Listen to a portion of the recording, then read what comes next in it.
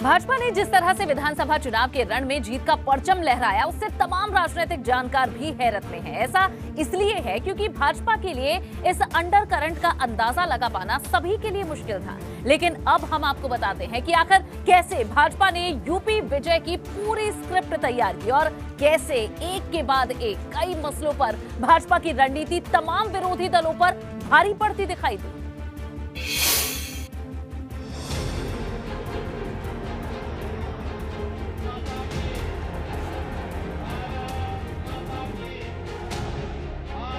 उत्तर प्रदेश की जनता ने अपना फैसला सुना दिया है, जिसके बाद एक बार फिर से राज्य की बागडोर भाजपा के हाथ में आ चुकी है। बाकी है तो सिर्फ सीएम पद की शपथ लेने की वो रवायत, जिसके बाद यूपी में योगी सरकार पार्ट 2 का कामकाज शुरू हो जाएगा। यूपी विधानसभा चुनाव को लेकर कई तरह के कयास लग रहे थे। यूपी में कावा बाय बाय बाबा माना जा रहा था कि ये चुनाव काफी कड़ा होगा और भाजपा को सपा से कड़ी चुनौती मिलेगी। हालांकि ऐसा कुछ भी नहीं हुआ और भाजपा ने 273 सीट जीतकर प्रचंड बहुमत हासिल कर लिया। भले ही तमाम राजनीतिक जानकारों को भाजपा की जीत पर हैरानी हो रही हो, लेकिन ये भी सच है कि भाजपा ने यूपी में महाविजय का ऐसा फॉर्मूला तैयार किया था जिसकी काट विपक्ष के पास मौजूद नहीं थी।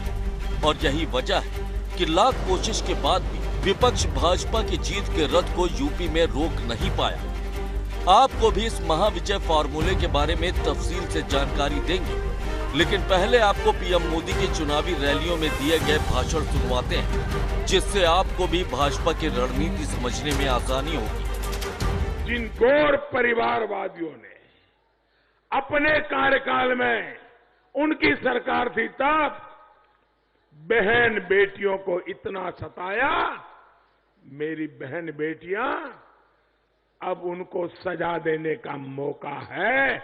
आप इस चुनाव में ऐसी सजा दीजिए, फिर कभी उत्तर प्रदेश में बहन बेटियों की जिंदगी पर कोई संकट न आए। जो गरीब पहले अच्छे अस्पताल में इलाज की सोच भी नहीं सकता था, और मैंने तो देखा है क्योंकि मैं भी आप ही की तरह एक बहुत ही सामान्य परिवार से आया हूं। मैंने गरीबी के भाषण नहीं सुने, मैं गरीबी जी करके आया हूं। गरीब की जिंदगी क्या होती है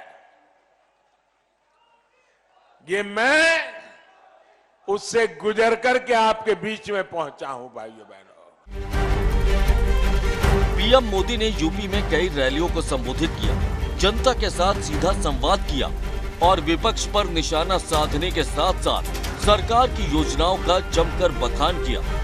पीएम मोदी ने अपनी जनसभाओं से जो दावे किए वो जनता को अपनी कसौटी पर दमदार लगे। चाहे माफिया पर कार्रवाई की बात हो या फिर राम मंदिर की, पीएम के हर दावे पर जनता ने अपना पूरा समर्थन दिया। जब कानून का राज नहीं होता तो सबसे ज्यादा पीसना मेरे गरीब को ही पड़ता है।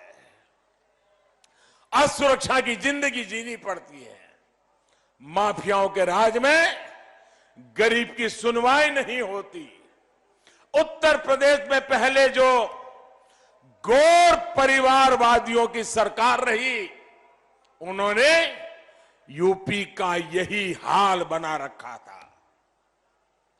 हमारे दुकानदार, व्यापारी, कारोबारी कभी नहीं भूल सकते कि कैसे पहले की सरकार के समय गुंडागर्दी चरम पर थी। अब योगी जी की सरकार यूपी के लोगों को इन दंगाइयों से, अपराधियों से मुक्ति दिलाने का काम कर रही है। यूपी चुनाव के लिए एक ओर पीएम मोदी ने कमान संभाल रखी थी, तो दूसरी ओर सीएम योगी भी आक्रामक अंदाज में चुनाव प्रचार कर रहे थे।